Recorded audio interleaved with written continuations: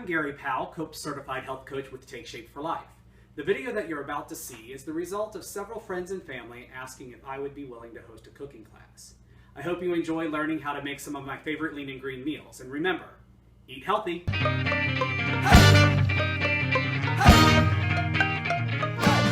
Hi, welcome back. Today we're going to go a little south of the border for our lean and green meal. The reason I decided to do this one today was because over the weekend there was a conversation on one of the Facebook groups that I'm part of where a gentleman was faced with going to a family gathering where there was Mexican food involved. We all have those demons where we go and we confront family and friends who just don't really get the journey that we're on and trying to be healthier. So that's why I decided that I'm going to show you one of my favorite go-to Mexican meals for a lean and green. For this meal, you're going to need 14 ounces of lean ground beef, 95 to 97% lean. You're going to need 3 cans of diced tomatoes. These are diced with garlic and onion and jalapeno. You want to drain those. These are also no salt added. You're going to want 3 cups of caulirice. Now, for those of you who are not aware of what caulirice is, that's just cauliflower that has been riced in a food processor in this case. Many stores are now starting to carry cauliflower crumbles and caulirice already prepackaged. You're also going to need 3 teaspoons of chili powder and 1 teaspoon of garlic powder. Today I'm going to be making for you my beefy Mexican caulirice recipe. First thing you're going to want to do is in a medium-high pan, you're going to take all of that ground beef and you're going to want to start browning it. You're also going to want to add the caulirice as well as the tomatoes. And you're going to cook this off until the ground beef is no longer pink.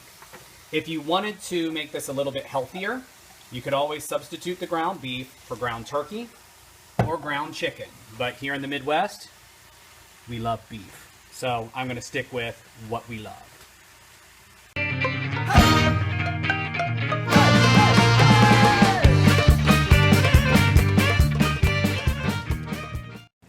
Once the beef is browned, you want to add your spices. So we're going to add our chili powder and our garlic powder. Now you'll notice that it is quite liquidy at the moment. An extra step, if you do not like soupy rice, is to just cook off the extra liquid, kick up the heat a little bit, and boil out all the extra liquid, which is what I'm going to do. Now that the liquid's mostly boiled off, it's a consistency that I like, you just need to start plating it up. So, this recipe actually makes 4 servings. So 1/4 of this pan is what you would have for a lean and green meal.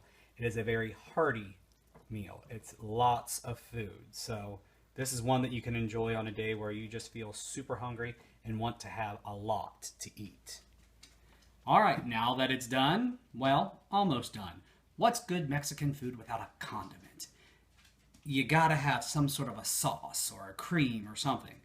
Well, on the 5-in-1, we have to be very careful with our condiments, but some are allowed. In this case, on the beefy Mexican caulirice, I'm going to have 2 tablespoons of mashed avocado. This is not guacamole.